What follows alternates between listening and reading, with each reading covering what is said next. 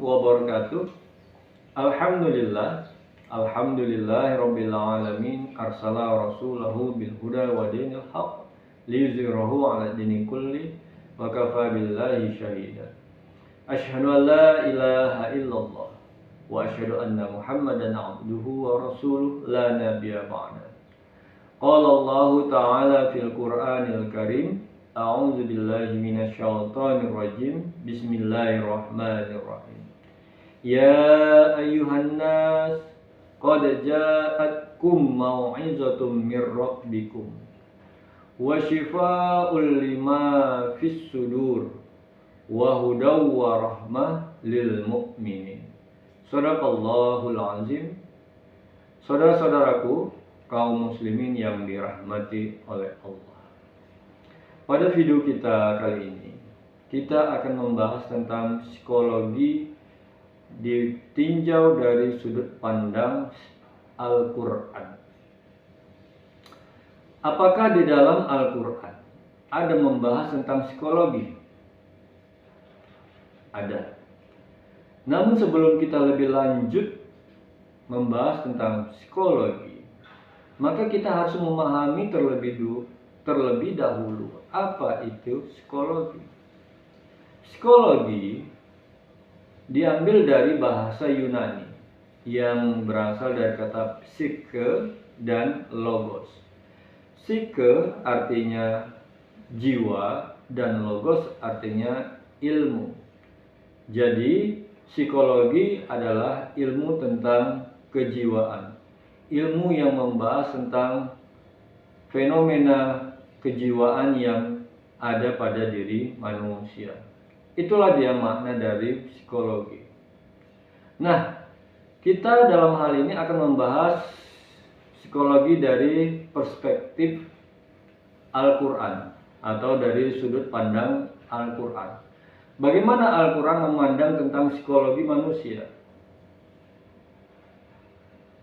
Maka di dalam Al-Quran di surat Yunus ayat 57 Allah menjelaskan, Ya ayuhan nas, wahai manusia.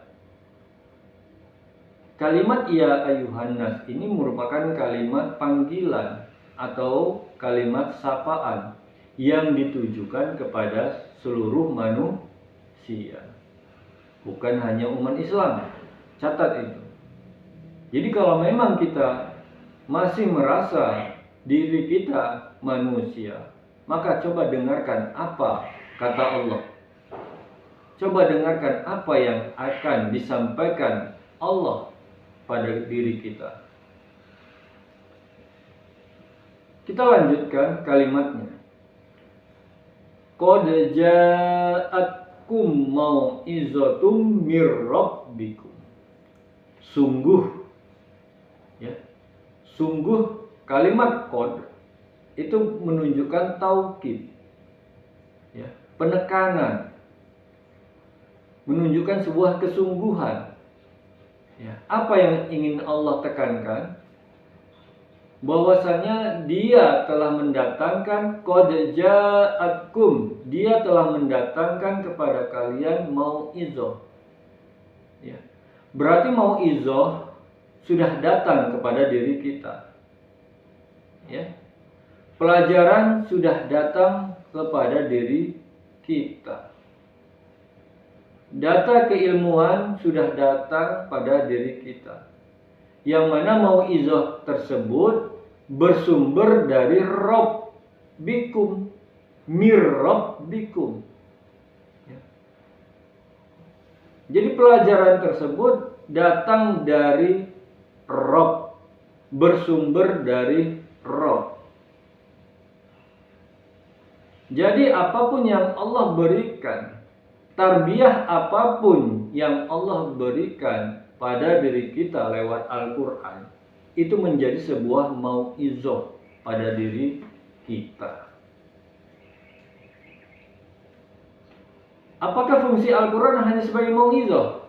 Tidak. Karena kalimat selanjutnya, wa shifa'ul lima fis sudur. Selain sebagai mau'izah, ternyata Al-Quran juga menjadi obat, syifa. Syifa itu artinya obat.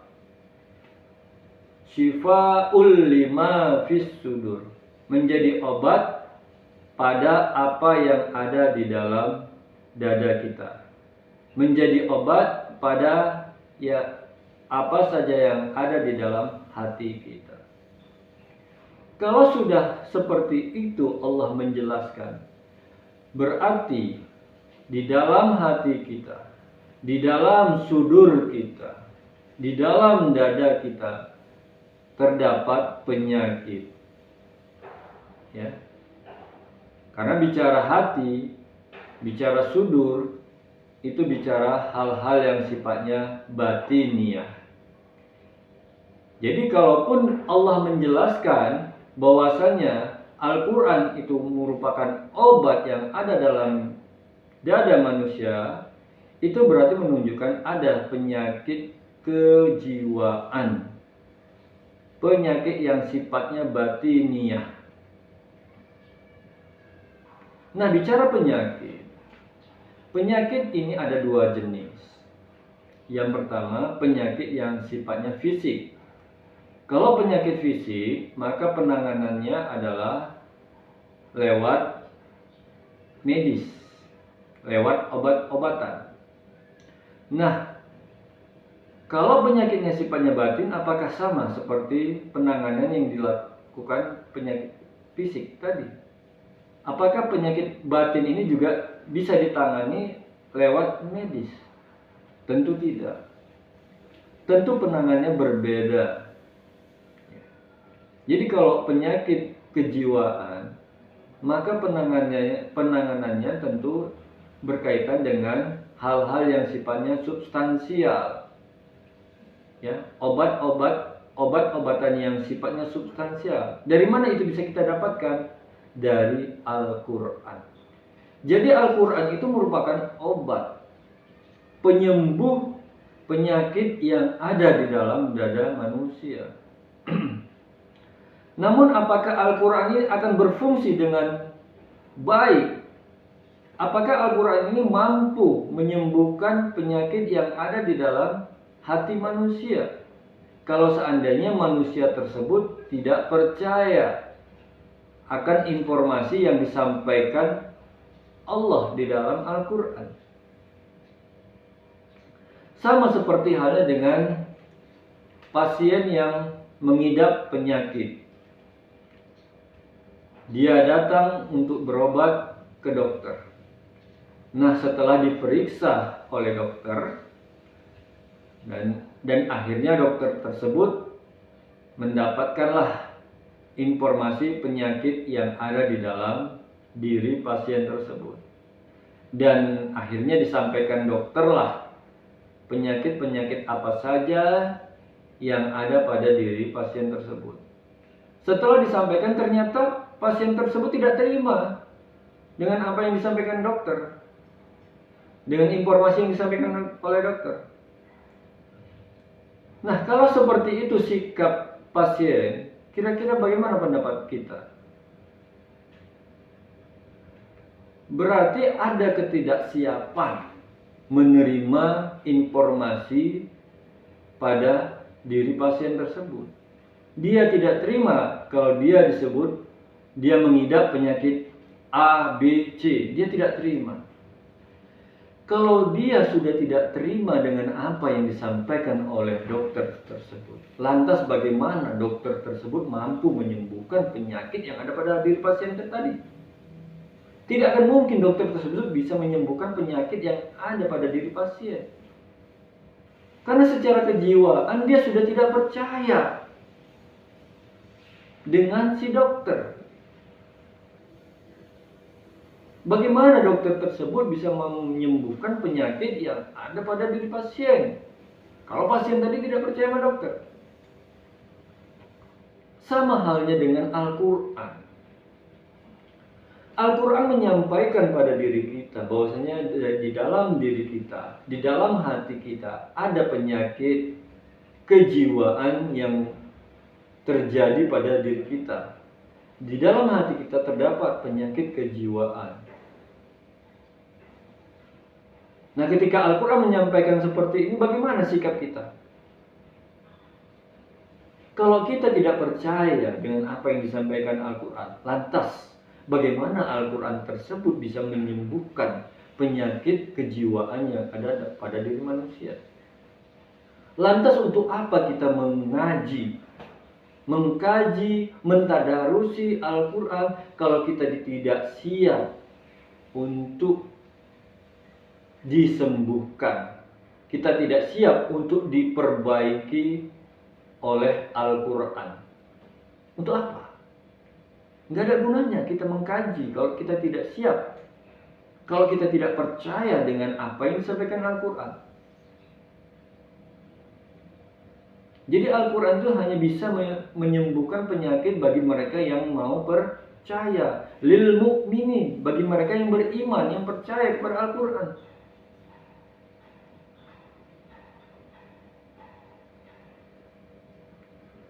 Jadi nanti di dalam Al-Quran itu banyak petunjuk-petunjuk yang akan memberitahukan kepada kita jenis-jenis penyakit yang ada di dalam diri manusia.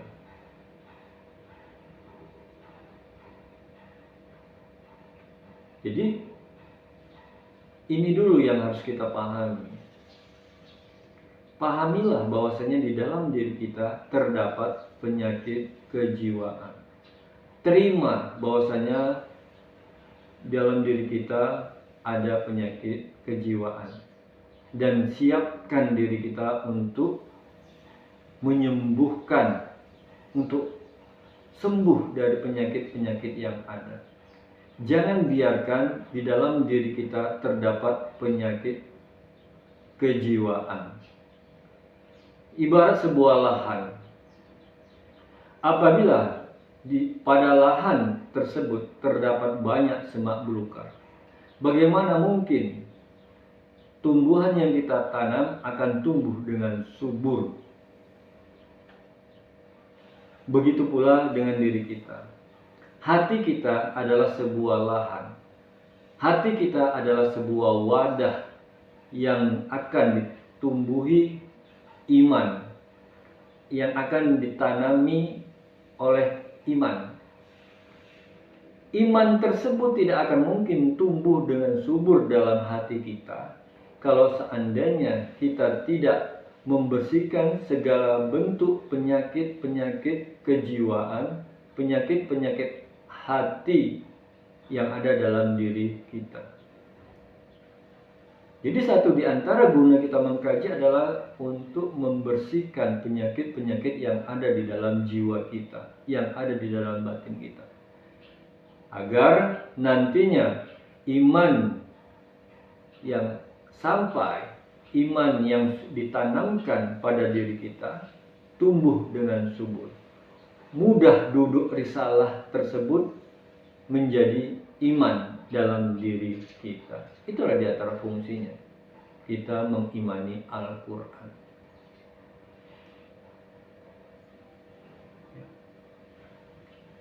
Jadi wasyifaul lima fi sudur. Jadi Al-Quran merupakan syifa, obat penyembuh terhadap apa yang ada di dalam hati kita, apa saja yang ada di dalam dada kita. Kemudian kalimat selanjutnya wahudau warahmah, dan menjadi petunjuk, pedoman untuk manusia. Dan akhirnya kita merasakan rahmat Allah, kita merasakan kasih sayang Allah. Kuncinya lil muttaqin. Kuncinya adalah kita percaya, kita beriman kepada Allah, kita beriman terhadap Al-Quran yang Allah turunkan kepada kita. Kalau kita tidak percaya dengan Al-Quran, maka Al-Quran tidak akan menjadi apa-apa. Al-Quran tidak akan menjadi pelajaran, Al-Quran tidak akan menjadi obat, Al-Quran tidak akan menjadi petunjuk, dan Al-Quran tidak akan menjadi rahmat kalau kita tidak percaya. kalau kita tidak beriman kepada Allah. Jadi itulah dia yang Allah jelaskan di dalam Al-Quran tentang psikologis ataupun kejiwaan yang ada pada diri manusia. Tinggal lagi kita lah, bagaimana kita menyikapi kalimat Allah, firman Allah yang ada di dalam surat Yunus ayat 57. Ya. Terimakah kita? Apakah kita terima informasi tersebut? Kalau kita bisa menerimanya, insya Allah kita akan sembuh dari segala bentuk penyakit-penyakit kejiwaan yang ada dalam diri kita. Insya Allah, untuk video-video selanjutnya kita akan membahas tentang apa saja jenis penyakit yang sifatnya batiniah yang ada dalam dada kita, yang ada di dalam hati kita. Lebih kurang saya mohon maaf, dan kepada Allah saya mohon ampun. Saya akhiri dengan billahi taufiq wal hidayah. Assalamualaikum warahmatullahi wabarakatuh.